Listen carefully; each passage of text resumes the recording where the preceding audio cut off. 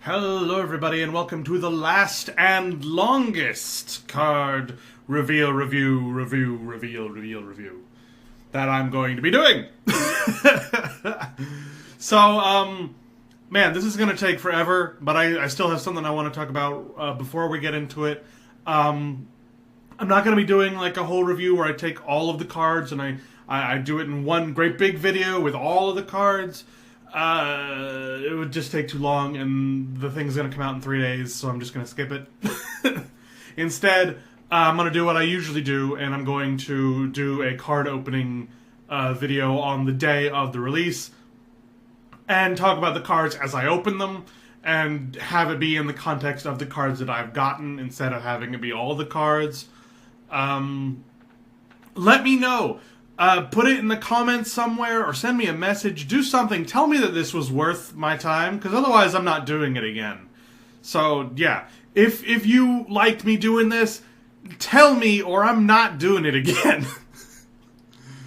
Alright, so, with that said, we're gonna get into the cards. There's a lot of cards, and a lot of them I haven't seen yet. I just finished watching the stream, and I waited like half an hour for all the cards to get put up, but I haven't actually seen all of them yet, because a lot of them they didn't have time to reveal, and so it was put up on Facebook or whatever, and I didn't even look there. I've just been waiting for it to pop up here. So a lot of these I haven't seen yet, so I'm looking forward to that. Usually I have at least a glance. This time I'm not. I'm going into it blind. And last thing, before we get started, the Splitting Festeroot. We talked about it last time. This was the card that we ended on last time. And I talked about how it being an 8-mana 4/4 that death rattles into 2/2s. That's basically an 8-mana 8/8 in stats, but less so because it's death rattle, but it has a little bit more survivability, and that's not really good enough for turn 8. An 8-mana 8/8, regardless, isn't really all that good without anything helping it out. It is worth noting that I was kind of wrong in that the 2/2 splitting saplings also split into 1/1s. So it's an 8/8 that turns into 2 2/2s that turns into 2 1/1s each. So it is this pyramid of stuff, and that ultimately makes it an 8-mana 12/12. But while it is a lot better, I really think it only works in a sort of board buff style deck. There are some of those. I mean, Paladin is looking like it's going to be doing that, but mostly with the Silverhand recruits, not with like just any minion. But I mean, it could still work there too. But the reason why an 8-mana 12/12 ultimately isn't good enough in this instance is because it's separated in the way that it is. So yeah, it's stickier and it'll stay on the board and it'll keep your board full as long as it's not silenced. But let's say on turn 8, your opponent, who is also fairly new at the game, he's not playing like the Lich King, which would completely destroy this card. But I mean, even just the Druid 8-mana 8/8 with Taunt, if he plays that and you play this, he wins. You know, he gets way more value out of that 8/8 with Taunt than you do with this 4/4 with a Death Rattle, even though yours is ultimately a 12/12, while his is still an 8/8 for 8. So that's why I still think this card really isn't good enough, and I'm sticking with my maybe but probably not rating that I think I gave it last time. I think I might have just given it a straight no, and in that case I might bump it up to a maybe but probably not. But I'm still thinking no. Okay, let's get into it. I should probably talk about why this is here, but I'm not. So let's just get into it. I'll do it later in some other video. This one's going to be too long as it is. Next, we're starting off for realsies this time with Tes Greymane. And I'm so happy that the Greymane family is getting put in here, not just Gen. Tes doesn't get nearly enough showtime in actual World of Warcraft, so I'm happy to see her here. And Tes, it's turning out, is actually the final of the Witchwood 4.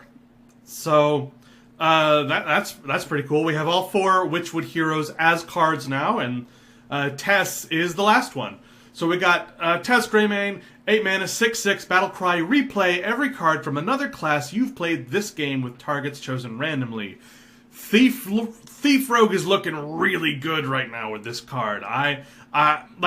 I probably won't get both Rogue legendaries, nor would I particularly want to. I'm terrible at Rogue. But Thief Rogue was always an idea that I really wanted to work, but just didn't have enough cards. I think they're making an actual effort this time around to make Thief Rogue a real thing, and Tes Greymane, I think, is going to go a long way towards that, because that's a great idea. Think of how many cards a Thief Rogue has stolen. It has so many different ways of doing that. Even with just Pickpocket. Like, that means this card will do at least 1 or 2 or 3 or 4 effects with just Pickpocket, and you're getting more cards than just Pickpocket. So, this card, while it is an 8-mana 6/6 on its own, it's not amazing.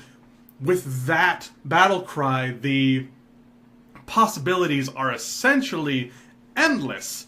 It's almost the Yogg-Saron of this expansion, I think, because the targets are chosen randomly. Yeah, you know the cards that are going to be played because it's replaying every card, but the targets are chosen randomly. So it's almost Casino Mage Yogg-Saron levels of complete whack. So I am definitely looking forward to that, and it gets a big thumbs up from me. We'll get to the thumbs later. I don't know why I gave it the thumbs up already. Preemptive thumbs up! Let's go. Moving forward. The Blink Fox. 3-mana 3/3. Battlecry. Add a random card to your hand from your opponent's class. Hey, we got another one!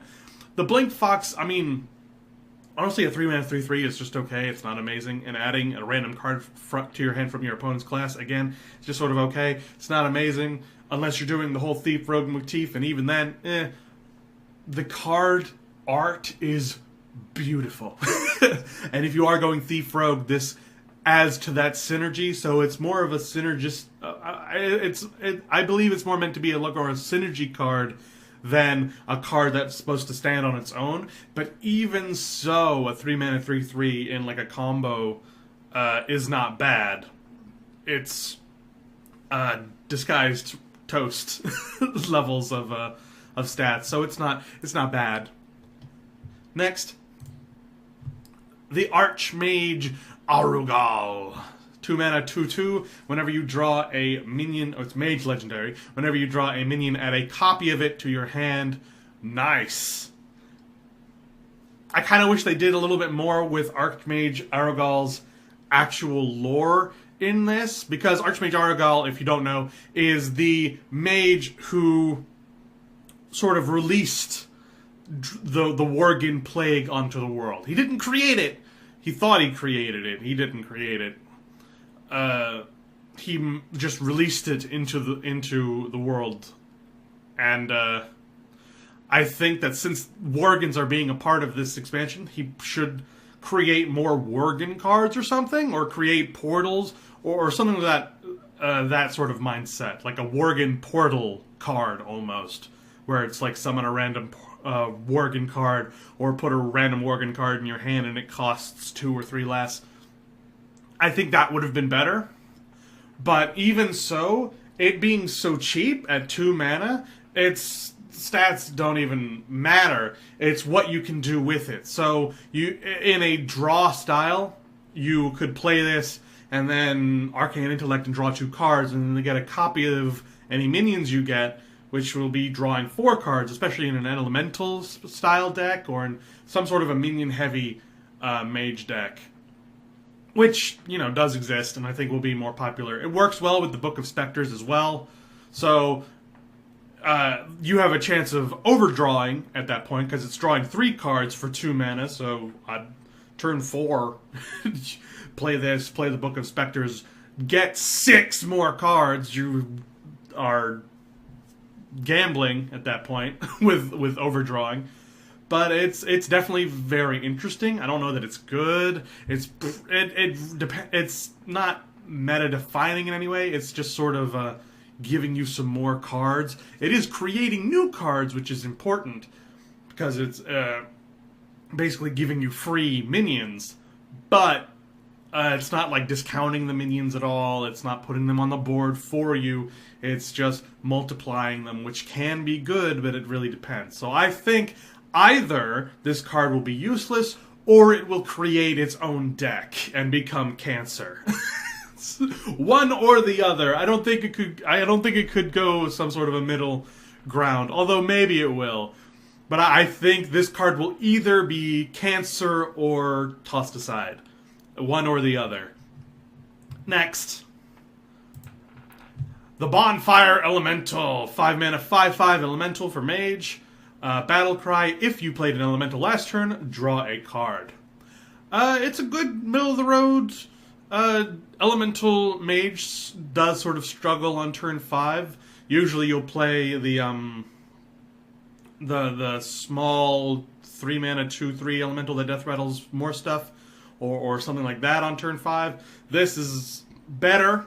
I mean, unless you have the 5 mana 3/5 gain Divine Shield if you played an Elemental last turn, then you could do that. But if you would rather draw at that point, then this is a good card for that. And Elemental Mage does usually want to draw more cards. So yeah, I think it's good. It might get tossed out for some other stuff, but I think it's a good base card for Elemental. It's not like garbage or anything. You'll probably see it in a few Elemental decks. Next, the Arcane Keysmith for Mage. 4 mana 2/2. Battlecry, discover a secret, and then put it into the battlefield. Okay, hold on. Most Mage secrets are 2 to 3 mana. So actually, this being a 4-cost 2/2, so it being a 2/2, it's a slightly understated 2-cost minion that does an additional 3 mana of effect in a secret, and Mage secrets are usually very good, and you get to discover it. It's not just put a random one, and it's not like draw one from your deck, it's creating a new secret and putting it into play for you. So that is actually really good. So, yeah. Like, I think if this had been at 5 mana, it would have been, but at 4 mana, I think it has a chance in a sort of secret Mage, which also does very much exist because Mage secrets are generally very good. And you get to choose from 3. So, I mean, what are the chances you get a bad one? I mean, 3 bad ones. You could choose the wrong one. That's up to you. But 3 bad Mage secrets? I mean, you might not get the one that you need at any particular time, but Mage secrets are generally good. So, having your choice of 3... I like it. I like the Arcane Keysmith. I thought I wasn't going to like it with that stat line, but the Battlecry convinced me. I like it. Next, the Witchwood Piper. 4 mana, 3/3. Battlecry, draw the lowest cost minion from your deck. Real quick, I want to bring up how in the card art that is a satyr, and in Greek mythology, this sort of a satyr playing a pipe in the woods would work. But in Warcraft lore, they're evil. They're servants of the Burning Legion, unless they rebel. We have actually had 2 to 3 good satyrs, depending on your definition of good. There was one satyr who helped you, but then escaped from his prison and promised to kill you later, but I don't think we ever saw him again. So, 2 to 3 good satyrs. I don't think any of them have been female. In fact, I don't think we've ever seen a female satyr that I can think of. So, this card art is really, like... running rings around any sort of lore coherency with Warcraft, but I gotta admit, it's pretty. Whether or not you want to draw the lowest cost minion in your deck depends on the deck you're playing. I suppose, at worst, you're guaranteeing you won't draw a useless card at turn 10, which is fine, I guess. Like, if you've got one of those Fireflies in there and you're at turn 9, you kind of want to guarantee you're not going to draw that in the late game. So this might be worth playing just to make sure that that gets out of the draw pool. But its stats are weak, and it doesn't like put it onto the board for you. You still have to end up paying the mana cost, so it's alright. Again, it kind of depends on what kind of a deck you're playing and whether or not you feel like you can trust that you're not going to draw something pitiful in the late game, which does happen. So I think this is better than the Hemet Nessingware Jungle Hunter card where it destroys them. This instead will draw one for you, so it's better than that at least. But take that out as you will. It's next. The Druid of the Scythe. 3 mana 2/2, choose one, transform into a 4/2 with Rush, or a 2/4 with Taunt. So it's sort of a smaller, worse Druid of the Bear, right? It's Druid of the... Isn't it Druid of the... No, it's Druid of the Claw. Druid of the Bear. I always turned it into the bear. I almost never turned it into the cat form, so that's why I got that confused. But, yeah. So it's sort of a smaller, slightly worse Druid of the Claw because it has Rush instead of Charge. And it's a 4/2 or 2/4 instead of a 4/6 or 4/4. And it's 3 mana instead of 5. It's 5 mana, isn't it? Yeah, I think it's 5 mana. Or is it 4? No, it's 4 mana because you can accidentally draw it. Oy. With the recruit mechanic. So, real quick, again, I'm sorry I keep on bringing up card art, but why does this random Night Elf have the Scythe of Elune? That bugs me a little bit. And why is the Scythe of Elune on a card that's so weak? That's... Ugh. Otherwise, it's fine. Having a 2/4 with Taunt on turn 3 is... I mean, it's the same as the Phantom card, so that's that. And then a 4/2 with Rush on turn 3 is also fine. Playing this in Wild, you could do it with Thandril and get a 4/4 with Rush and Taunt, which I don't... it's fine. For 3 mana, it's not bad. Those are two things that don't really go together, but it's fine.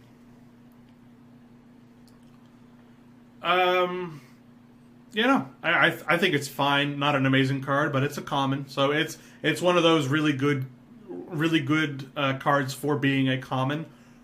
This will get thrown out for just about anything, but I got beard hair. Got it. It'll be tossed out of your deck for just about anything, but while it's in your deck, it'll at least be serving a purpose. It's not garbage. It's never a dead card. It's either got Taunt or Rush. So it's fine. It's fine. Next. The Bewitched Guardian. 5 mana for Druid, 5 mana, 4/1, Taunt, Battlecry, gain 1 health for each card in your hand. Okay. I gotta talk about this card for just a second, and it's all to do with math and basic value stats.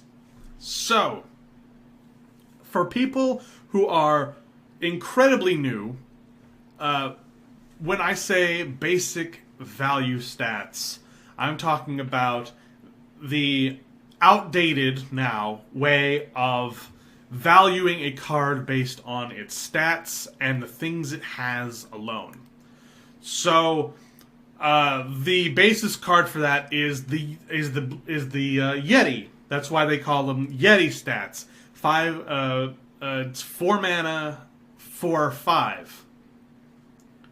So going off of that, adequate stats are usually mana cost equal to that much attack and then health +1. And that is usually the adequate stats for a card, and then each additional thing on the card, such as Taunt, a Battle Cry, a Rush, Charge, Death Rattle, any of that stuff, it's usually worth 0.5-ish mana, depending on the value of the thing in question. So, that said, what would the health of this card need to be any good?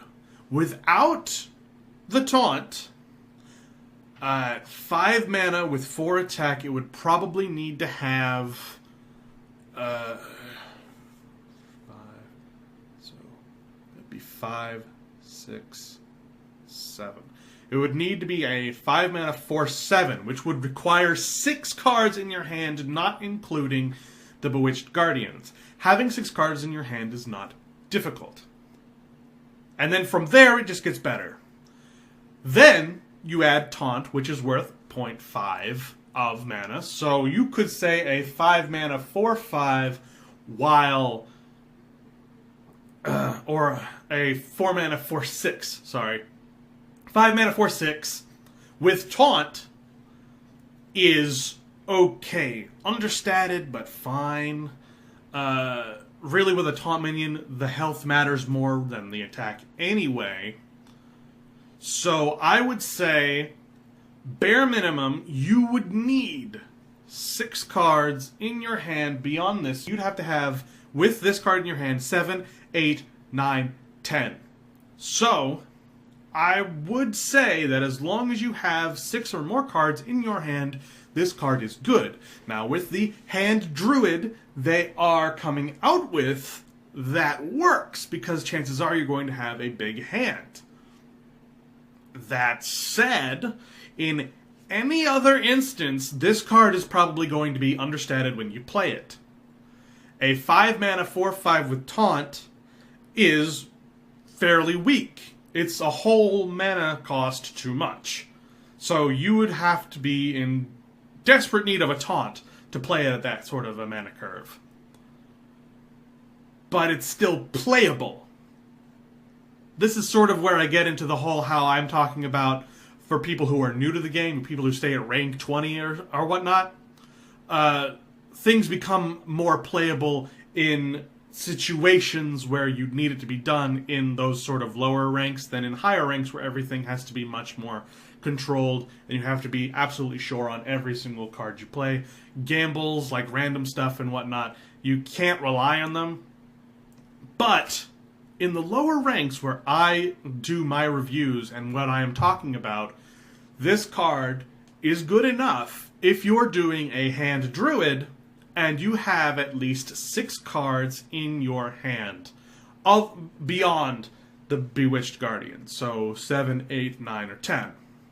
If you can do that, then it's good. If you can't do that, don't. And that I think is where I have to leave this card, because of how it is. And if it gets silenced, you're doomed. You're completely screwed, because 4/1 is unplayable. Remember what I was talking about with the glass the glass Paladin card? I forget what it's called, glass something. And I said, thank God it's not a 4/1 because that's unplayable. It is. But because it gains health, there's hope. So that is where I'm going to leave with this card, and that, whether or not it's good, will be up to your style of play and whether or not you think you can pull off Hand Druid. If you do, try to keep that in mind. 6 or more other cards. Otherwise, it's just not good enough. Moving on. I hope that made sense. It's probably wrong. Disclaimer on that. The Yeti stats mechanic for valuing things was conceived when Hearthstone was in beta. Like, before Classic, before any of that. Before any expansions. And we're like, what, on the 8th expansion now? So, bear in mind, disclaimer, that's an outdated way of thinking about things. But, in the low levels, it's a very reliable way of valuing cards. So, moving on. Whew. Paragon of Light for Paladin. 3 mana, 2/5. While this minion has 3 or more attack, has Taunt and Lifesteal. This is a great card. Even without it, it's got good stats. Remember when we were talking about the whole thing with the last card, with the Yeti stats and how you evaluate cards? This would be a 3-mana 3/4 with good stats. It's a 2/5, which is just taking one attack and moving it over to health. Health is generally more important than attack, as long as something will have taunt, and this will have taunt. It doesn't have taunt. But any buffs you could put on this, and it'll suddenly gain taunt, wherein the health is more important, where then it's good that this thing is a 2/5, or whatever it becomes once you've buffed its attack. So in that case, this is a good card. Even without it, a 3-cost 2/5 is way better than a 3-cost 5/2. Are you following my explanations on this sort of stuff? It's probably wrong, but you should learn it anyway, because even if it's wrong, it was correct once, and you gotta have a building block of understanding in order to move up. Paragon of Light is good, and I like it. Ugh. I gotta speed up here. I gotta stop trying to teach you guys stuff and just talk about the cards. The Baleful Banker. 2-mana 2/2. Battle cry, choose a friendly minion, shuffle a copy of it into your deck. It's good. It's good. The card itself is inconsequential. Its mana cost is low, its battle cry is effective, it's good to use on anything that your deck revolves around. It's sort of like a slightly worse whatever that Medusa card was. the one that adds a golden version to your hand. This is like a slightly worse non-legendary version of that card, where instead of putting it in your hand, it'll put it into your deck. But either way, that's fine, as long as you're creating a copy of a minion that you find is useful, whether it's in your hand or in your deck. You'll draw it eventually. So, plus this is a good way to cheat out a few cool stuff if you're doing some fun stuff. So, yeah, I think it's a good card. I think it'll see play. Next. The Vicious Scalehide. 2-mana, 1/3 beast with lifesteal and rush. Again, talking about the Yeti stats and how to evaluate things. I'm sorry, I keep bringing it up. I need to stop, but I feel the need to to verify it now.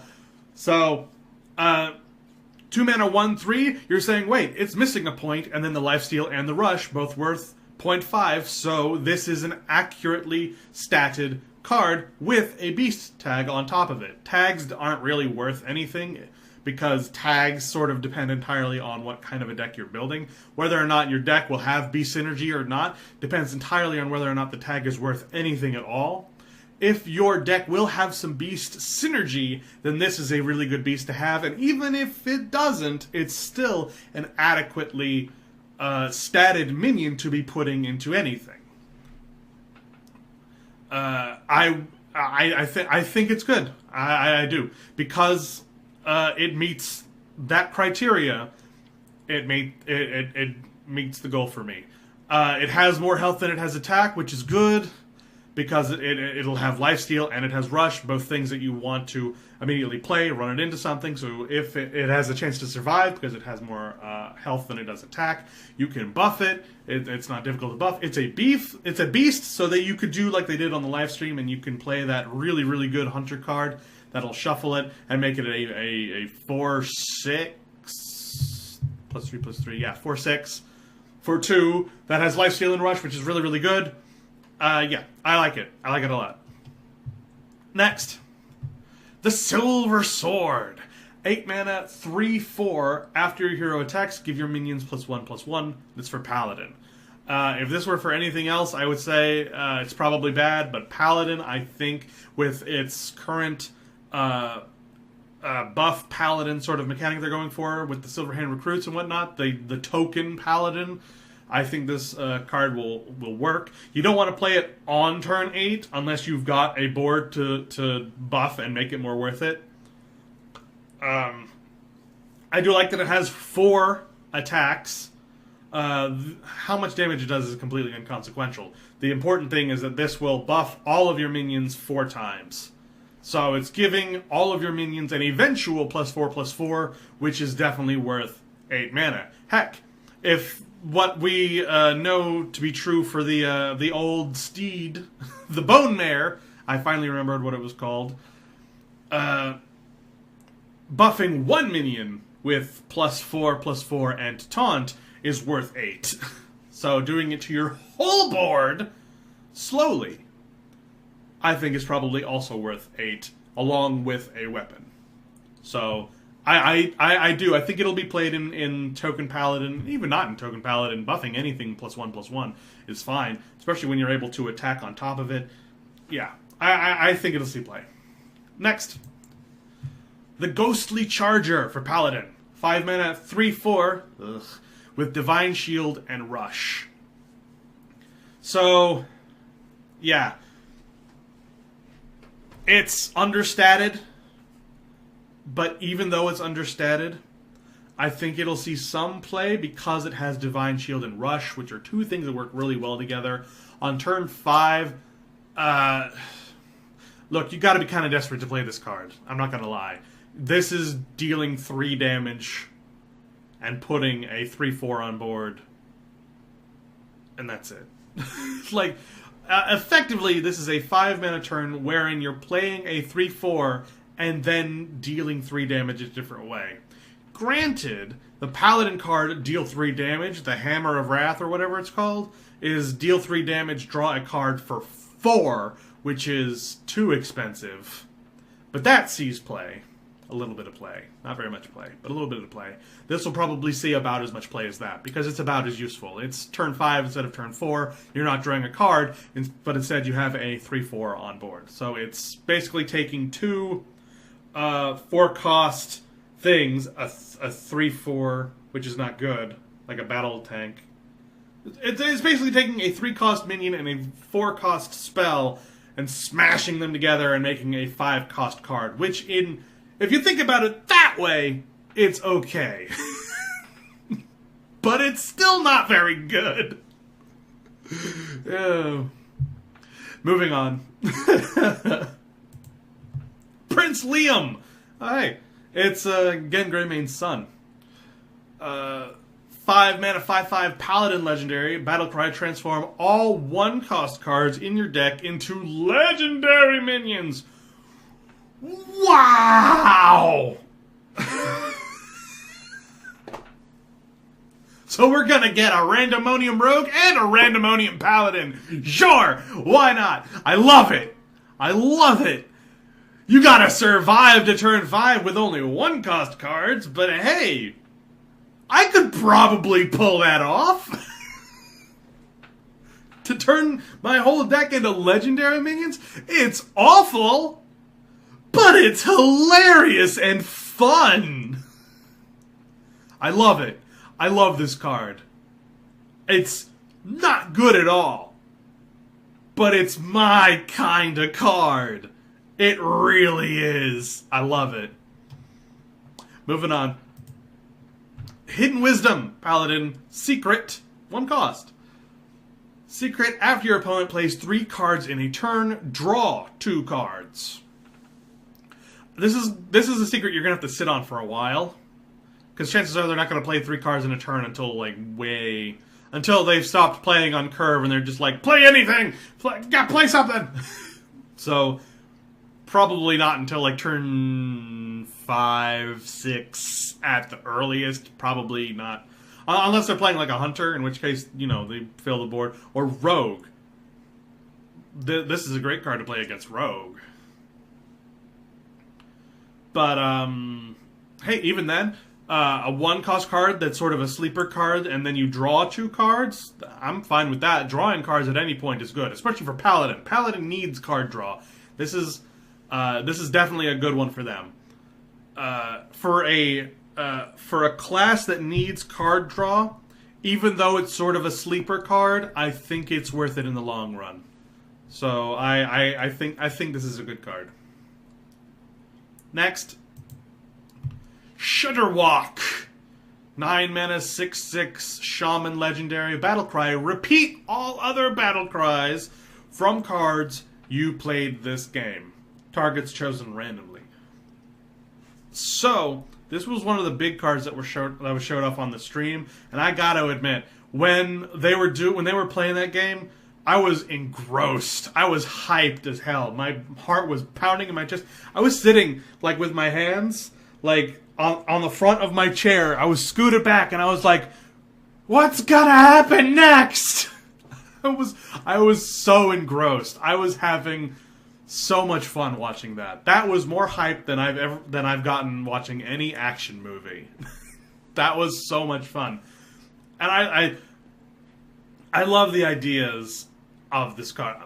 Like, I love this card, especially in that live stream, showcased why I love random decks and randomonium sorts of mechanics. Because in a digital game like Hearthstone, once you get that ball rolling, you're just out of control. You've lost all control, and things are just happening. And it's just a roller coaster. It really is. It's like a roller coaster.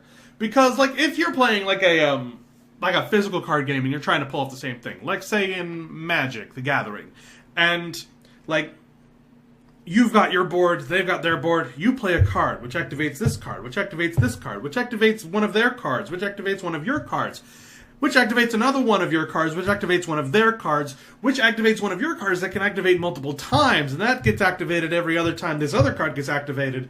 And then you draw a card because of one of the activations, and one of those cards that you've drawn gets activated when you draw the card, and it can do this thing.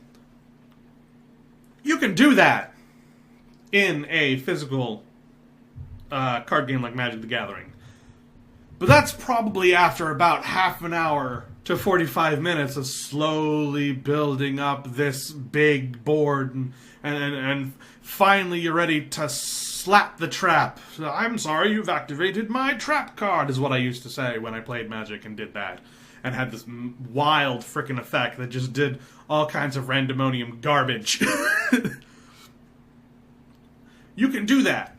But in Hearthstone, it's faster. And you have so much less control. And everything is so much wackier with more effects and things like that. And you can pull it off so much easier as well. And you can and in Magic: The Gathering, doing something like that will usually have a major impact of the game, if not end the game. In Hearthstone, you can do that and end with nothing of value moving forward.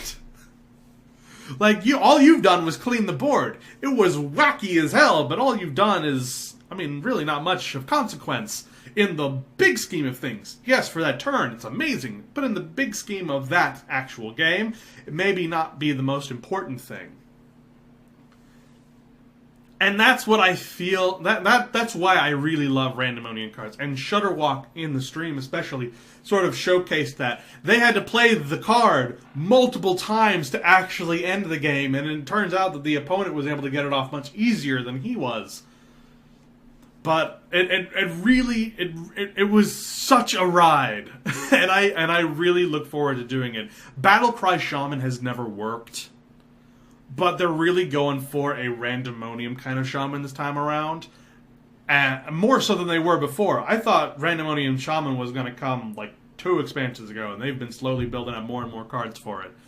Shutterwalk, I think, will be the straw that breaks the camel's back. If you've got Shutterwalk, how can you resist?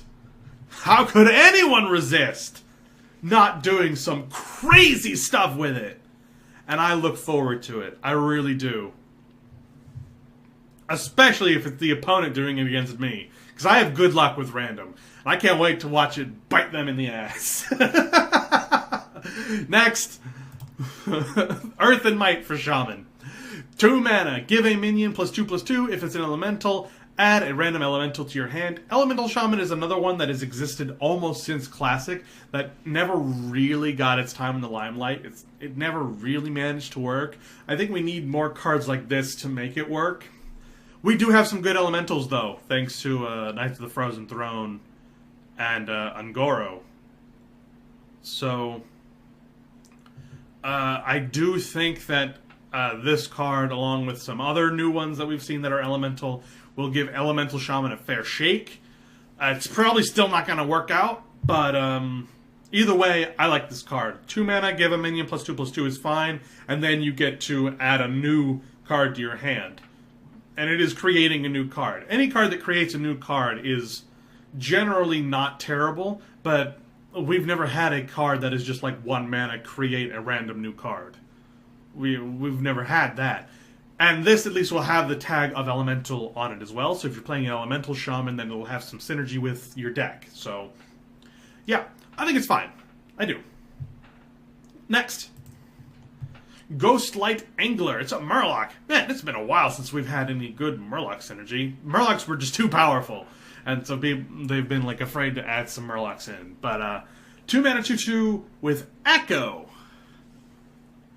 It's not impressive in terms of Murlocs, but the fact that it's a cheap Echo card, an Echo minion at that, with 2 mana, I could see some stuff, especially with Hagatha. It's got some synergy there. Yeah, I think in a Hagatha deck, or if you're trying to revive the Murloc synergy, then this is a fine card for either of those. Plus, it's a common. So, yeah, it's good. It's fine. Next. Zap. Shaman spell. 0 cost. Deal 2 damage to a minion with Overload 1. Where's my math? So, remember, with Hagatha and the Cauldron and whatnot, we went over all the spells and stuff. We discovered that there were, 25 spells with 14 total good, 11 bad, and 7 overload. Let's see. 0 cost duel, 2 mana to a minion. It's sort of like Backstab, but you don't require them to be undamaged, so that's fine. It's common, and that's fine as well. It's doing something for no mana the turn you play it, but it does have Overload. Overload 1, though, so that is also fine. It's essentially 1 mana, deal 2 damage. So in that, instead of having it be an undamaged minion, how do I want to write this? Because it's sort of really middle of the road. It's not good or bad, it just sort of exists. Since it's literally just dealing damage to a minion, it's not something that could be dead in your hand, like a totem buff or something like that. I'm gonna say it's a good card because you can always use it.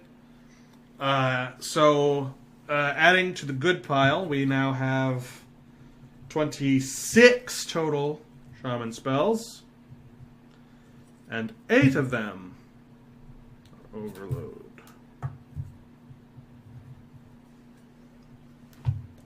Next.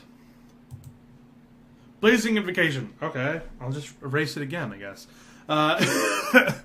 Blazing Invocation, 1 mana Shaman card. Discover a Battlecry minion. Wasn't I just talking about how there wasn't a 1 cost create a random minion? And this is good too. Battlecry synergy as well, and it's a Discover, so it's not putting a random one, you get to choose it. It's definitely good. Definitely good. 16 good. I would not argue getting that card. Next. Swamp Dragon Egg. 1 cost 0/3. Death Rattle, add a random dragon to your hand. So it's better than other eggs because it's cheaper, but worse in that it doesn't actually put the dragon in play. It puts it in your hand. But also better, again, because it's not a pre-established minion. It can be any dragon, which actually is... but dragons tend to be good.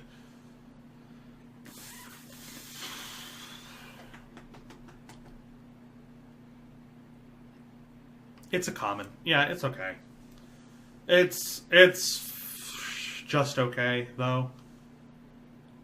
If you've got dragon synergy, then it's better. If you can kill it yourself without relying on your opponent to kill it, that's better. If you can buff it, that's better.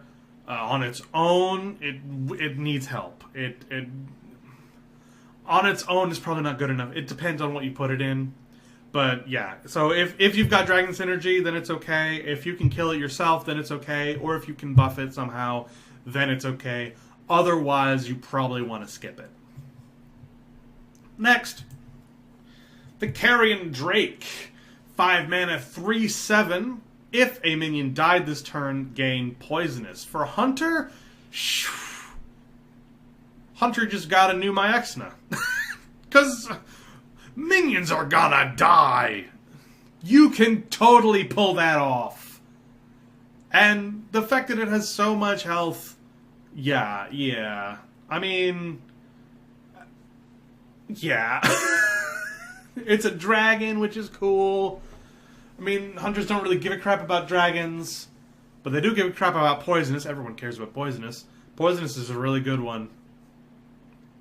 If we were to go to Yeti sets, this is a 5 mana 5/5 with a battle cry, so it's worth like 5.5, and it's 5, so it's slightly. No, it's worth. Yeah, it's worth 5. It's worth.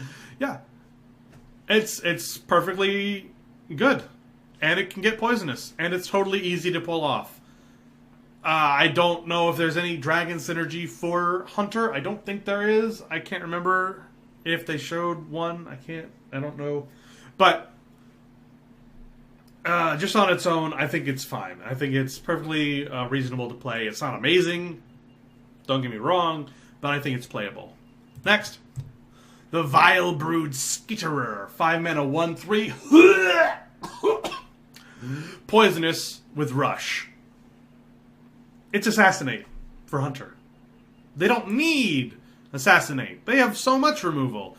It's common, so I guess if you don't have the other removal, it's fine.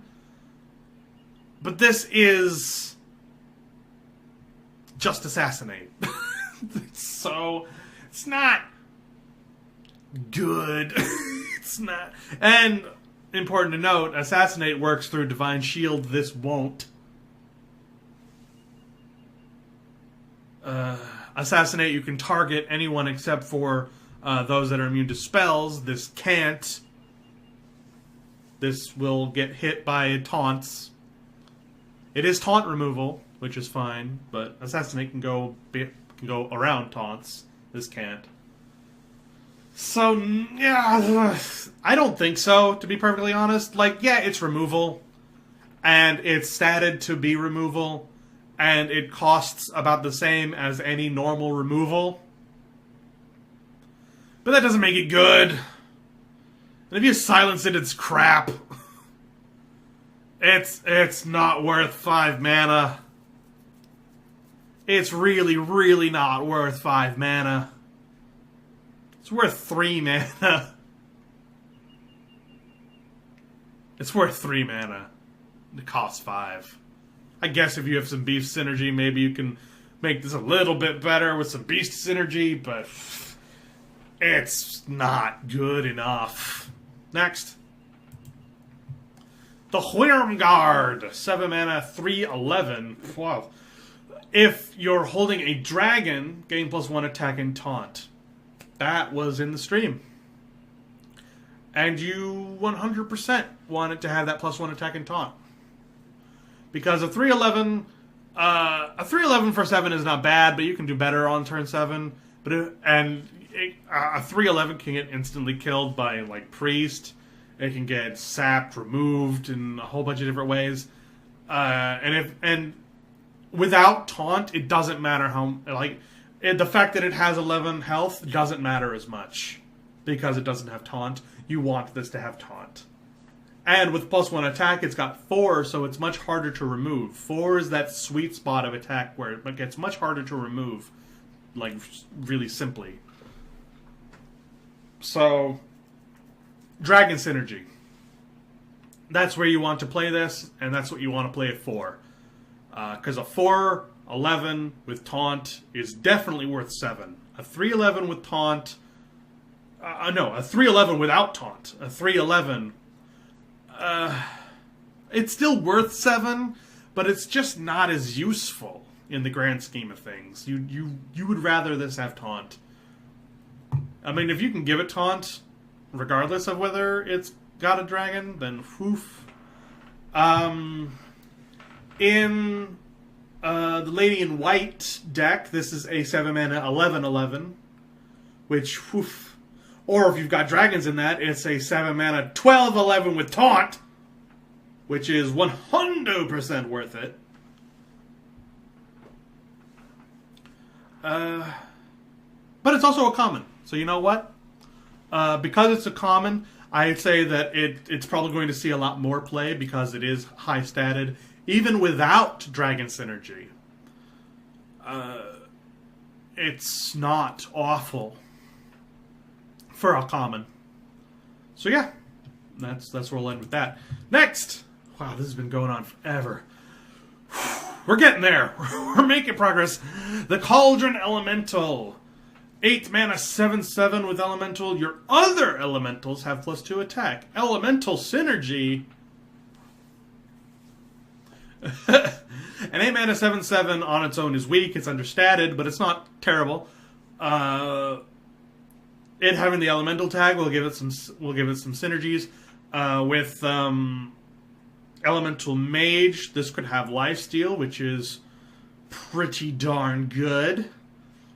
An Elemental Shaman, you have a lot of other elementals with good battle cries and with good attacks, so this having the your other elementals have +2 attack in either case is very good.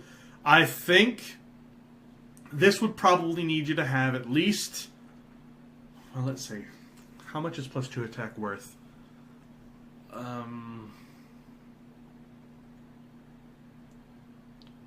You'd probably want this to have 2.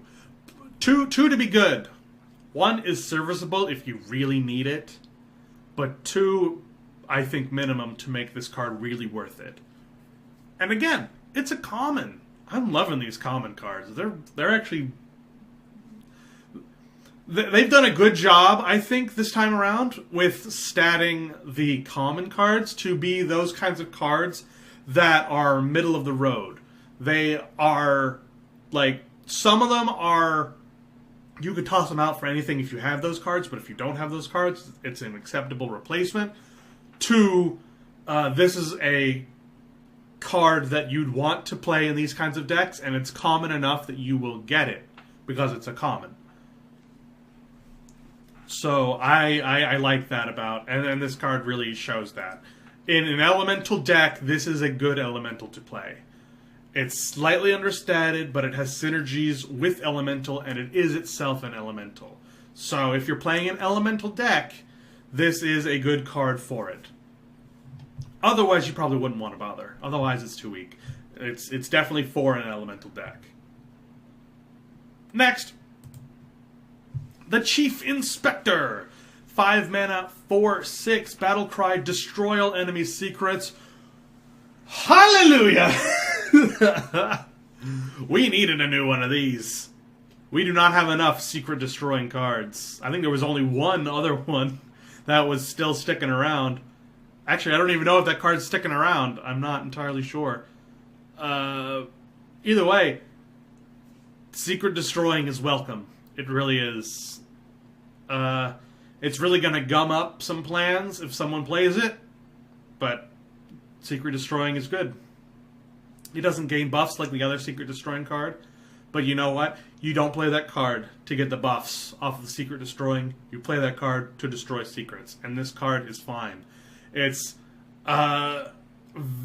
very slightly understated, but it's totally worth it for that battle cry.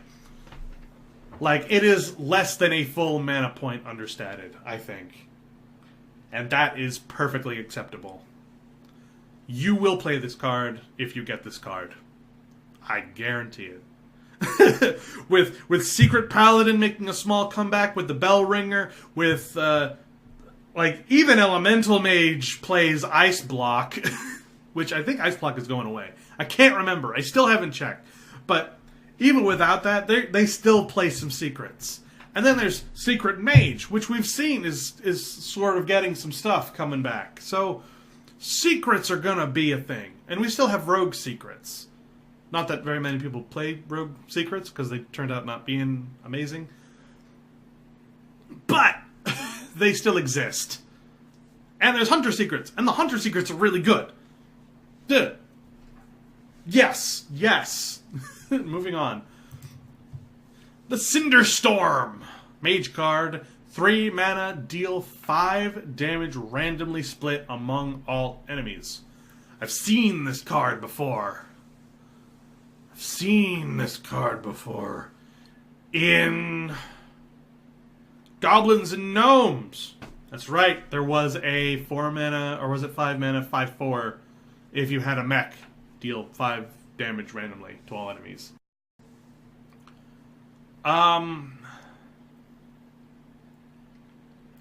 It's fine. It's a slightly stronger arcane missiles, but unlike improved arcane missiles, which cost 7, this only costs 3. Yeah. I will say that this card probably wants some sort of spell power on top of it. But even without spell power on top of it, it's a good early game thing to play to sort of remove stuff. It does have that chance of not removing it all the way because it's randomly. Because, yeah, it's split randomly. But, yeah, a perfectly good card. Better with spell power, but hey, all spells are better with spell power. Well, not all spells are better with spell power, but any spell that does damage like this is better with spell power, this one included. I don't know what I'm talking about anymore! It's been like an hour! Moving forward. The Courier Collector for Mage. 5 mana, 4/4. Whenever you draw a card, gain +1/+1. Yeah. How many cards will you need to draw for this to be good? 2. If you can make this a 6/6, then it's good. And that is not difficult. Especially not for Mage. Mage, yeah, Mage doesn't have like an amazing amount of card draw, but it does have card draw even in Classic. So, it's possible. And even without it, yeah. If this survives even one turn, it becomes a 5/5. And a 5/5 for 5 is not bad. It's understated, but it's not bad. And then it has the ability to become stronger. And it'll only get better as time goes. Yeah, I think it's fine. Put it behind a taunt. Next. The Curse of Weakness for Warlock. 2 mana, Echo, give all enemy minions -2 attack until your next turn. For an Echo? No. If it were permanent, this would be good. But just until your next turn, this would require you to already have a board. And this is just allowing you to throw stuff into things you wouldn't normally be able to. But you wouldn't be putting anything new on the board. Warlock doesn't need that. I don't think so. Don't get me wrong, it'll probably see play. It'll probably be experimented with, especially in Q block or in other cards, because it's not a demon. Because it's not a demon, and because it's not a minion, this will probably see play in new Q block and new Minari Warlock. Because it can easily fit into either one of those, but I don't think it'll be important in either one of those. It'll just be another card that isn't a demon. Warlocks don't really need this. Again, if it were permanent, then maybe. But because it's not, I don't see this I don't see this being important in any deck. Next. The Cutthroat Buccaneer for Rogue. 3 mana, 2/4 pirate combo. Give your weapon +1 attack. So sort of pirate synergy is sort of dead and gone. Yeah, it could work in Weapon Rogue, but Weapon Rogue didn't really work either. And it's only combo. Give your weapon just +1 attack. really, in order to be any good, it shouldn't even be a combo. 3 mana, 2/4, without taunt, without anything, is not good. This needs to be a combo card in order to be playable, and even then, you need to already have a weapon in play, and even then, it needs to be a weapon that is, like, already good on its own, or else you wouldn't be playing it, so it's just asking for too much. It really is. It's not a bad card on its own, but it is asking for too much being a combo card. So I don't think it'll work. Next. Dark Possession for Warlock. 1 mana, deal 2 damage to a friendly character, discover a demon.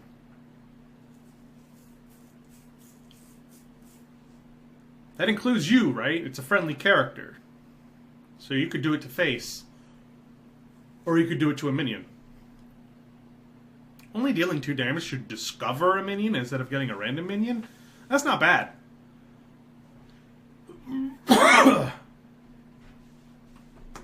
Yeah, I think so. I like it.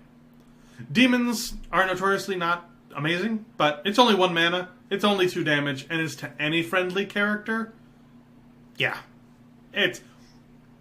That is asking for so little and yet offering the opportunity to gain so much. I think it'll be worth it. Like, yeah, you could very easily, like, be real unlucky, get 3 really bad demons. There's a lot of bad demons. But only 1 mana for the chance to get a good one, because the good ones are good. I think it's worth the gamble. I do. You'll be sad when it doesn't work, but I think it's worth the gamble. It is a real gamble, though. It is 1 mana, roll the dice. It really is. So, but I think it'll see some play. I think it'll be good. I think a few times it'll be good, and for that alone, it'll see some play. Next, the Darkmire Moonkin, 7 mana, 2/8, spell damage +2. Bright side, it's not both people having +2 spell damage like the old Moonkin. Downside is 2/8 for 7 is garbage.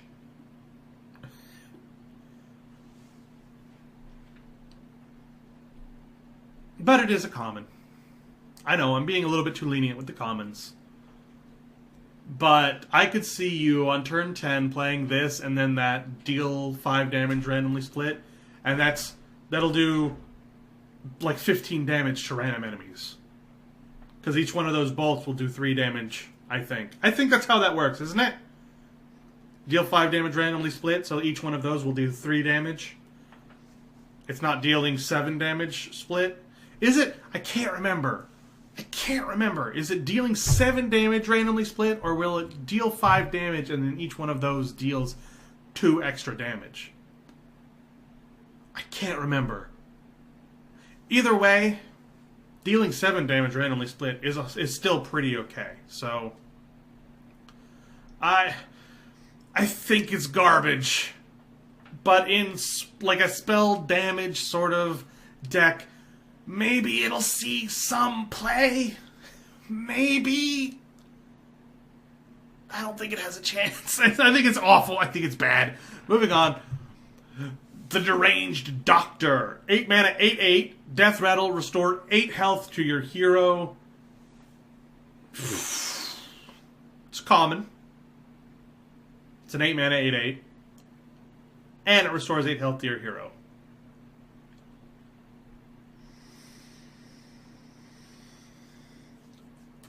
Sure. Yeah. Why not? Especially if you're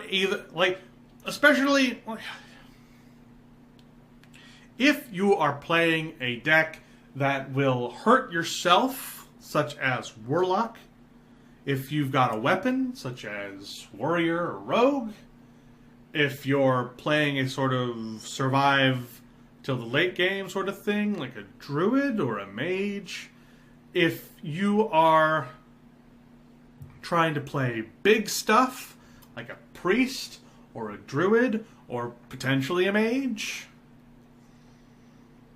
if you get buffs from healing yourself, such as, or not buffs, but bonuses from healing yourself, or then priest or paladin, sure. It's definitely underpowered, but for a common, it has much potential. So I'm going to say yes. Next, Divine Hymn, 2-mana priest card, restore 6 health to all friendly characters. Wow. Yeah. Yeah. I mean, they have Circle of Healing, which is a 0-mana restore 4 health to everything. And they have ways of healing 3 mana. But this is only for friendly characters. And it's 6 health to all of them. Including your hero, including your minions. For 2 mana? Sure. Absolutely. Yeah. I like it. Next. The Fellsoul Inquisitor. What is this guy doing in Witchwood? That's the thing that I don't get. Like, hold on for the card. Why is an Inquisitor in the Witchwood? Moving on. 4-mana, 1/6 demon. It's neutral. It's a neutral demon. Hey, it's another neutral demon. We don't see enough of them. I like neutral demons. It is lifesteal and taunt. For 4 mana? Let's math this out here. For 4 mana, 4, 5, 2, 5. It's weak, but it's a common. It has lifesteal and it has taunt. Because it has taunt, its health is more important. Because it has lifesteal, anything that runs into it will heal you. 4 mana is kind of crap. Probably should be 3. But it's common and I'm giving it some leeway. And it is a common demon. Nobody else gives a crap about demons. Granted. But heck, even Warlock, this having lifesteal and having taunt is not bad. They need both of those things in abundance because of the things they do to themselves and others. So, I'll give this a maybe, yeah. It's not god-awful. Alright, Druid, Ferocious Howl. 3 mana, draw a card, gain 1 armor for each card in your hand. Alright, how many cards... how many cards would this take to be good? Because it's drawing a card, you can give it just a little bit of leeway, because card draw is always good, especially in Druid. How much is the card draw worth? The card draw is probably worth about 1. Card draw is generally worth 1 to 1.5. Which is why, like, Arcane Intellect, which draws 2 cards, is worth 3. Gaining armor, how much armor is worth? Another 1.5. Well, 1 is worth 5, so 7 or more. Which means that you would require 6. No, 7. Because you're playing the card, but you're drawing a replacement, so you'd probably need to have 7 with this card. Yeah. 7! Again. What we've learned today is that Hand Druid requires you to have 7 cards in your hand at all times.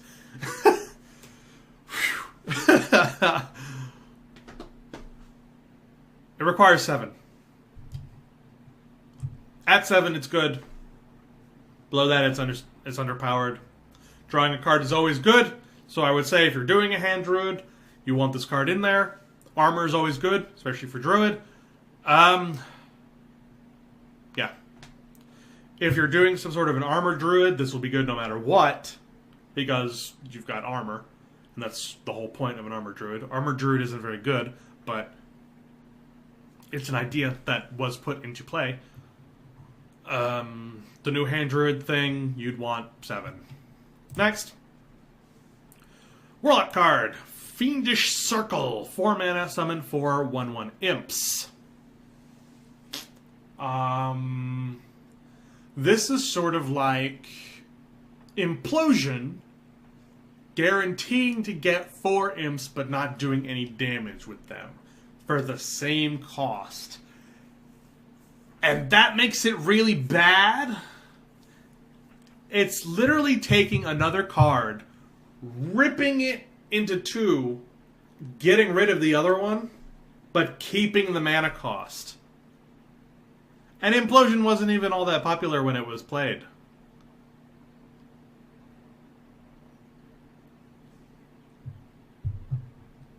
If you're doing some sort of a buff Warlock, which doesn't exist, then maybe, but buff Warlock doesn't exist. So I don't... No. Next. The Furious Ettin. 7 mana, 5/9 with Taunt, and it's a common? How is that? 6, 8. So it's really 1 health off, I think. 1 health or 1 attack, but 1 health. For a common, that's perfectly playable. Yeah, perfectly playable. Especially with Taunt. Yeah, perfectly playable. Next. The Hench Clan Thug. 3 mana, 3... That card art looks like it's from freaking Kung Fu Panda. Why did that thought just enter my head? 3 mana, 3/3. After your hero attacks, give this minion +1/+1. Druid, Rogue, Warrior, Hunter can use this. Druid can use it every turn. Rogue can use it almost every turn. Warrior has okay weapons. So, realistically, you'd play this in Druid, Rogue, Weapon Warrior, which doesn't work. So, Druid or Rogue, 3 mana, 3/3. They can become a 4/4. They can become a 5/5. They can become a 6/6. Sure. It is... sort of asking you to use your hero power to buff this thing. But really, if you have Baku the Moon Eater, you're doing more with your hero power anyway, because it's upgraded. So I'd say put this in an odd deck. In an odd Rogue or an odd Druid, this is a good card for it. Next. The Life Drinker. Ooh, it's a giant mosquito. 4 mana, 3/3 beast. Battlecry, deal 3 damage to the enemy hero. Restore 3 health to your hero. So, it's sort of like an improved... deal 3 damage to enemy hero, restore your hero, and it's got a 3/3 body, and it's a beast. Hunter will like this card.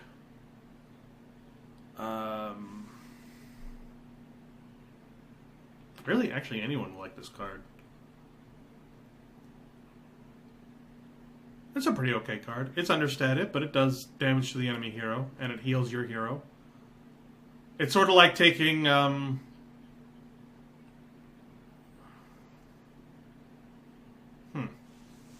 This is a hard one. It is sort of taking like 2-3 cost cards and smushing them together and making them cost 4. Which is generally okay. It's weak, but really you're playing it for the battle cry anyway.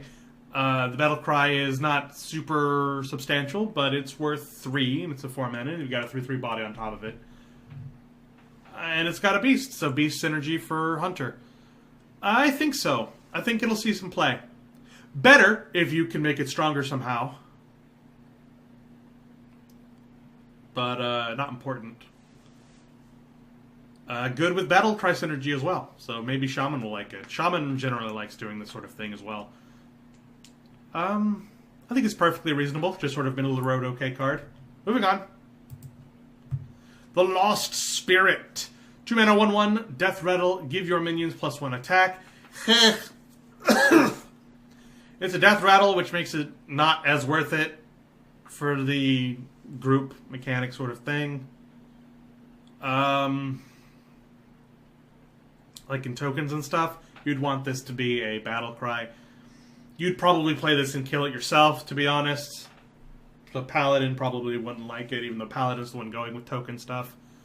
Druid probably wouldn't like it either. Really? This is like for a minion-heavy mage? Like a token mage?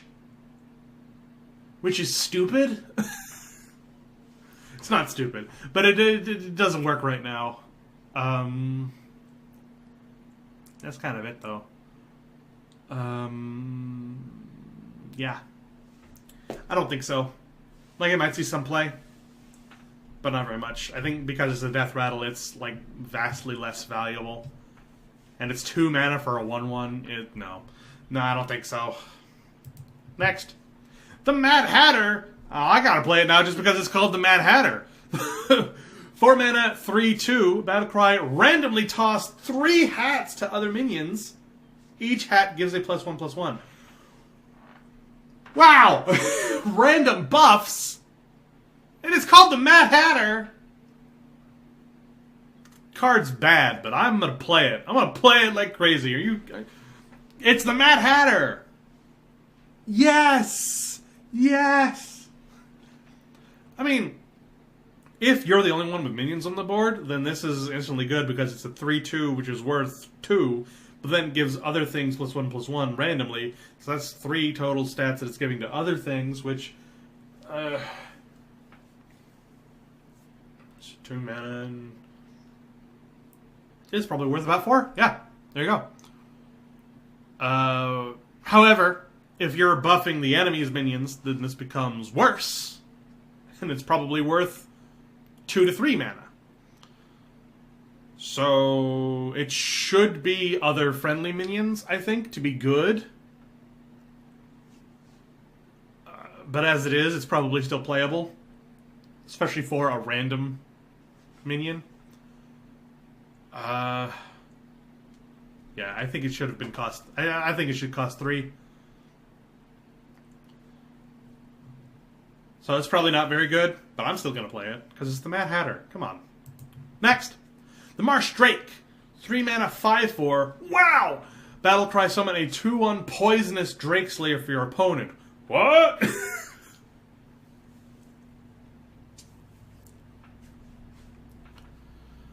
Maximilian of Northshire, is that you?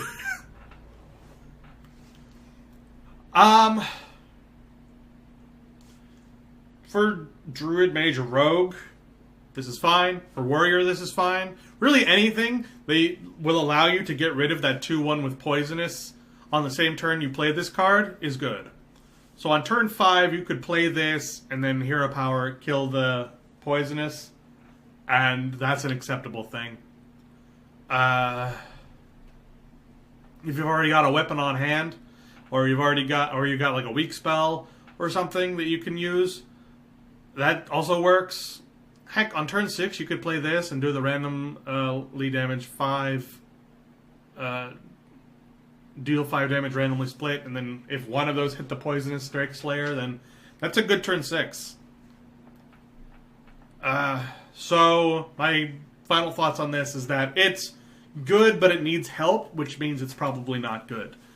But it's a common, giving it leeway. I think it'll see play. I think it's fine. It's definitely better than that Coin Drake thing they tried to pull last time. Remember? It was 4 mana, 5/4, I think, and then it was Death Rattle was give your opponent 2 coins. This is way better than that. Way better than that.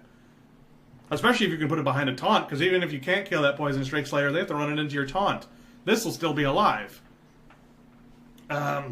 Next. The Night Prowler. 4 mana 3/3 beast. If this is the only minion on the battlefield, gain +3/3. My problem is that it's the only minion on the battlefield instead of only friendly minion on the battlefield. Because making this the only friendly minion on the battlefield is something you can purposely sort of manufacture to happen. Especially on turn 4, you've got a few turns you can make that happen. But because it's only minion on the battlefield, you can't guarantee that your opponent is ever going to not have a minion on the battlefield to make it so that you don't have any minions, so that the board is clear when you play this. In which case, it's a 4 mana 3/3. So I don't think it's good. I don't. The few times you can make it work and it becomes a 4 mana 6/6 is great. But I think the times that can happen are so few and far between that I don't think it's worth it. Next. The Nightscale Matriarch. 7 mana 4/9. Whenever a friendly minion is healed, summon a 3/3 whelp. Okay! So, I've been talking about this for a while, about how I really want there to be a heal priest or a resto druid actual deck in Hearthstone. Famously, in Hearthstone, healing has never really been a big thing. Like, there's never been a priest deck where healing was the major factor. It's always been something else. Priest has always had to do something else because healing isn't a win condition in Hearthstone. It's just not. It never is. But that flies in the face of there being heal specs in Warcraft. And this being a Warcraft card game, you want healing, especially as a priest, to mean something, you know? So I've been saying for a long time that I really want there to be some sort of a heal priest or resto druid sort of thing where you can make healing matter in a major way. And this is a great card that does that. Whenever a friendly minion is healed, summon a 3/3 whelp and it has 9 health. Yes! Absolutely! As long as you've got something else on the board on turn 6, which you probably will, on turn 9, you can play this, heal that, get a 3/3, and it has 9 health. It's probably going to take a while to kill. I want more cards like this. I want more cards that gain benefits from you actually healing as a priest. And I want some for Druid as well. I want a resto Druid deck so badly. And it's never been a thing. I really want it to be a thing. Like, I'm a healer in World of Warcraft. Whether it's with Druid, my main is a resto Druid. I've done it with Priest. It's fine. It's not really my thing in Priest, but it's fine. I've done it with Monk, which is weird because it's sort of like the exact opposite of Druid in some respects. And like I've done healing. Healing is what I like to do. I want that in Hearthstone. I really do. And this card is taking a step towards that. So even if I have to bend over backwards, I'm going to try to make a heal priest using this card and whatever card I have at my disposal. Even if you can't make it happen, it's still a dragon for priest, which is good, and it's got a lot of health, which is good. It's got fine stats. It's got a buff that happens like every time you use your hero power or some other spell. It's good. One way or the other, it's good. I'm just venting my frustrations of there not being a heal priest. Either way, this is a good card. Next.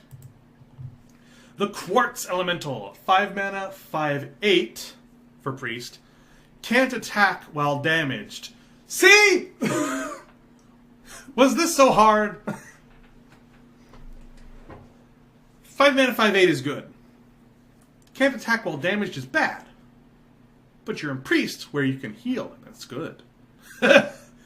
You would have to deal 3 damage or more to this card to guarantee that it can't attack with just pinging. But you've got more healing as priest. There's so many healing things as priest. We were talking just a second ago about healing 6 to all friendly characters.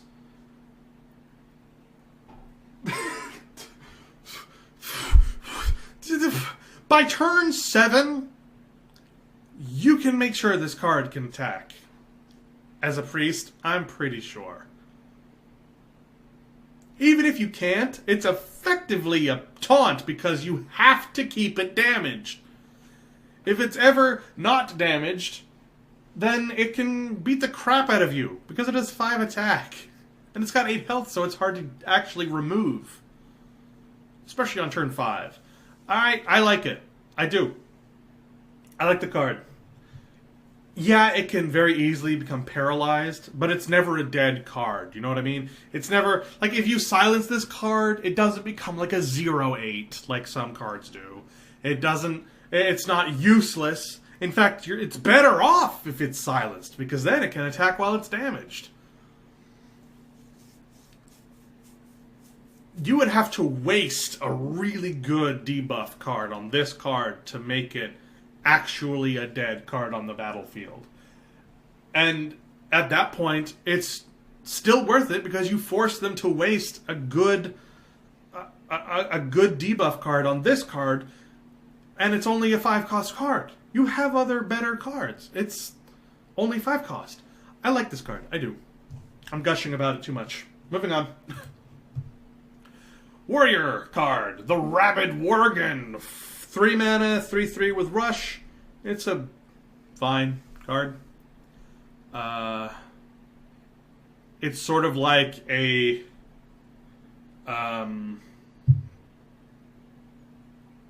Wolf Rider with more health, but instead of charges Rush, which is better. Probably this card. Actually, yeah. I think this card is better. Because of its health. A 3/1, whether you run it into face or not, it's probably going to die next turn. This, you have to run it into a minion instead of the face, but it has that chance to survive. At worst, it becomes a Wolf Rider. Well, actually, at worst, it dies. But, at worst, with it still surviving, it'll become a Wolf Rider. Which is fine. So, yeah. Perfectly acceptable common card. Not amazing by any stretch of the imagination. It does have some Rush synergies. But, it's just okay.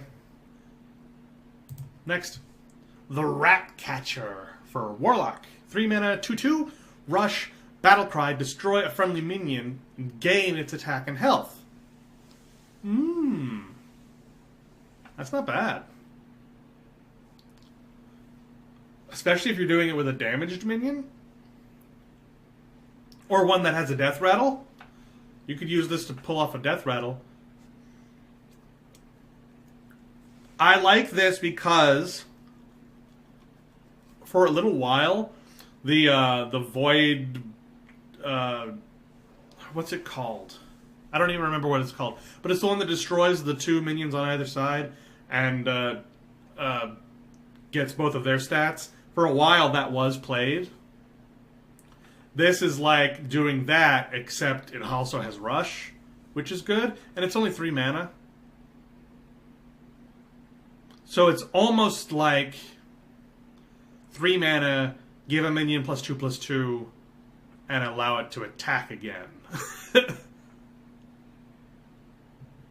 That's pretty okay. It's not amazing by any stretch of the imagination, but it's not bad. It's not bad. Next. The Sandbinder. 4 mana, 2/4.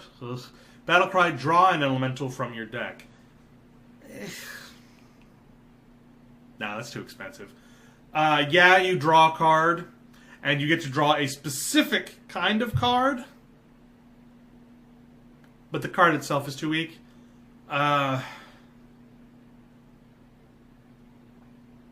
Yeah, it's... No. I don't think so. The more I look at these 4-mana 2/4 cards, the less I like them. I think the best one was the first one they showed off, the Phantom Militia, which was 3-mana 2/4 with Taunt. This is 4-mana 2/4 and an okay battle cry. That's not good enough. That's not nearly good enough. Next. Snap Freeze for Mage. 2-mana, freeze a minion. If it's already frozen, destroy it. So you're basically smashing 2 0-cost spells together and making it cost 2? That doesn't sound good.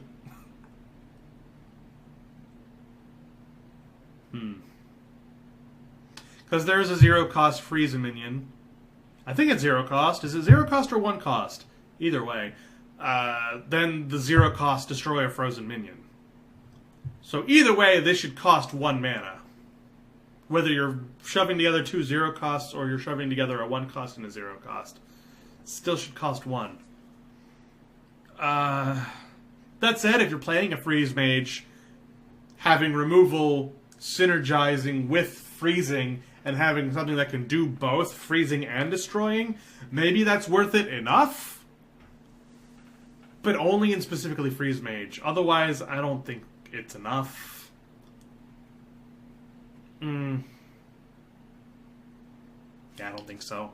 I mean, granted, this is probably a 2-mana removal spell in a freeze mage, but in not a freeze mage, it's probably more like a 5-cost remove, because you've got to have another frost spell, like Frost Nova, which is 3, and then you cast this to destroy it, instead of your 0-cost destroy it, which is, why? So, yeah. It probably should cost 1. But at 2, maybe in specific decks, you could find a use for it. Next. The Squashling for Priest. 2-mana, 2/1 Echo. Battle Cry, restore 2 health. Restoring 2 health is worth 1. A 2/1 is worth 1. And this has Echo. Yeah, sure. You've got some healing synergies with a lot of things now. It works towards that Heal Priest, a dream of mine. And it's an Echo card. So you can flood the board with some 2/1s. Flooding the board with 2/1s is not particularly good, but, I mean, not everybody is going to be able to handle that. Granted, it's not the 2/1s with Rush that Hunter has, but you're getting something at least. It's very much middle of the road. It's a common card. It's doing that thing again where the common cards are very much middle of the road. It's probably going to get thrown out for something else, but if you don't have something else, this is perfectly acceptable. Next. Swamp Leech. 1-mana, 2/1 with lifesteal, and it's a beast. Good with beast synergy. 2/1 with lifesteal is not bad for 1. Yeah. It's properly statted. It's a beast, so beast synergy. It's a common. I think it's an acceptable common. It's probably not worth being put in your deck. It's so small and weak. But because it's a 1-cost, you could put it in a Prince Liam deck. Or you could put it into a Quest Hunter, or you could put it into a Beast Synergy Hunter. That's probably about it. Next. The Tangle Fur Mystic. 3-mana, 3/4 Battle Cry, add a random 2-cost minion to each player's hand. Why?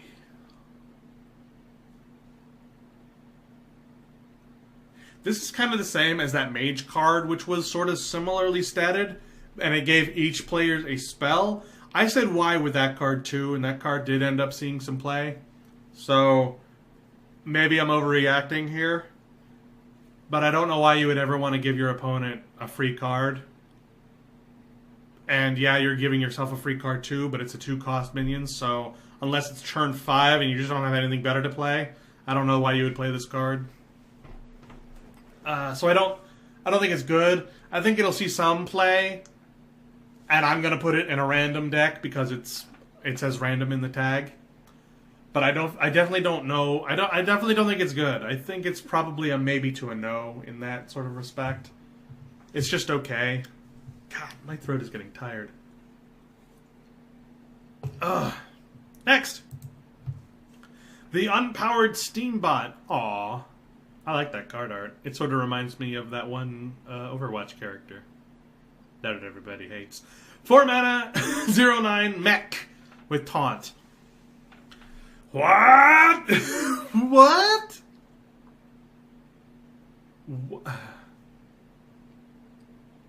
In Wild with mech synergy, sure. But we haven't had mech synergy in forever and a half. So, in Standard, no, I don't think so. In Standard, 4 mana for a 0 attack taunt. Like, don't get me wrong, the health is what matters in a taunt minion, but it's got 0 attack. Come on, for 4? You can do better.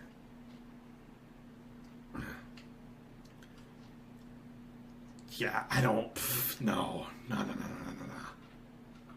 Like, don't get me wrong, if you don't have any good removal, this is definitely going to slow you down a little bit, but on turn 4, you can do better than this.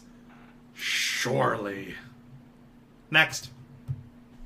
The Walnut Sprite. Ah, he looks cute. I like him. I think there should be an animated movie on him.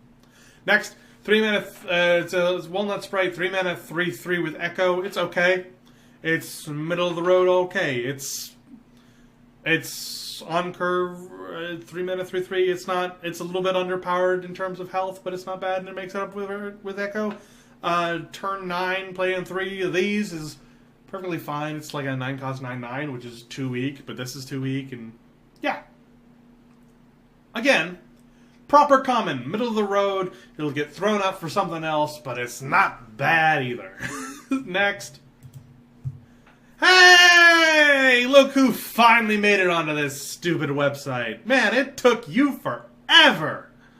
Moving on. I think this is the last one, actually. The Witchwood Imp. 1 Warlock card, 1 mana, 1/1, Stealth, Death Rattle. Give a random friendly minion +2 health. Why would you give a Stealth minion Death Rattle? That doesn't make any sense. On the plus side, it is a 1 mana, 1/1.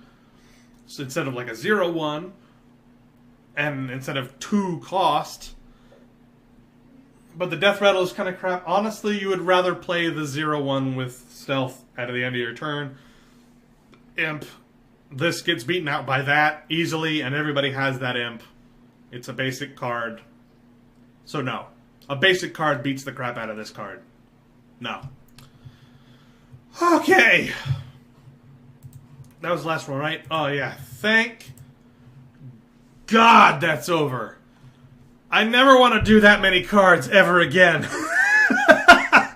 That was too many cards. Too many. Where did we stop? Or where did we start, rather? We started here. Alright. Time for the thumbs. The thumbs. The infamous thumbs. This is the last time we're doing the thumbs. Well, until the game actually comes out. Okay. Here we go. You guys ready? Let's go. Okay. Tes Greymane, thumbs up. Yes. Blink Fox, middle thumbs. Maybe. Archmage Aragon, same, middle. Maybe. Bonfire Elemental, yes. Arcane Keysmith, yes. Witchwood Piper, maybe. Druid of the Scythe, maybe. Bewitched Guardians, maybe. Paragon of Light, yes. Baleful Banker, yes. Vicious Scalehide, yes. Silver Sword, maybe, but probably yes. But I'll stick with maybe. Ghostly Charger, maybe to no. Prince Liam, yes, but specifically for me. Hidden Wisdom, yes. Shudderwalk, again, yes, probably more about me, but Listen. Earthen Might, maybe. Ghostlight Angler, maybe. Zap, maybe. Blazing Invocation, yes. Swamp Dragon Egg, maybe. Kyrian Drake, yes. Vilebrood Skitterer, no. Wyrmguard, maybe. Cauldron Elemental, maybe. Chief Inspector, yes. Cinderstorm, maybe. Curio Collector, maybe. Curse of Weakness, no. Cutthroat Buccaneer, no. Dark Possession, maybe. Darkmire Moonkin, no. Deranged Doctor, maybe. Divine Hymn, yes. Fellsoul Inquisitor, yes. Ferocious Howl, yes. Fiendish Circle, no. Furious Etten, yes. Hunch Clan Thug, maybe. Life Drinker, maybe. Lost Spirit, no. Mad Hatter. No, but I'm gonna play him anyway, okay? Just move on. Marsh Drake, maybe. Night Prowler. No. Probably should be maybe, but I'm gonna say no. I'm pessimistic about this one. Nightscale Matriarch, yes. Quartz Elemental, maybe, but I'm positive about it. Like I'm optimistic about that card, but I'm gonna say maybe. Rabid Worgen, maybe. Ratcatcher, maybe, but I'm optimistic. Sandbinder, no. Snap Freeze, maybe, but I'm pessimistic. Squashling, maybe, but I'm optimistic. Swamp Leech, no, probably not. Tanglefur Mystic, maybe, but I'm pessimistic. Unpowered Steambot, no, definitely pessimistic. Walnut Sprite, maybe. Witchwood Grizzly, ha! Finally made it up here, didn't you? Finally. Pretty sure I gave this a maybe to a yes. I'll stick with that. And the Witchwood Imp, no. So there we have it. There you go. Woof. Swoof. Swoof. Swoof.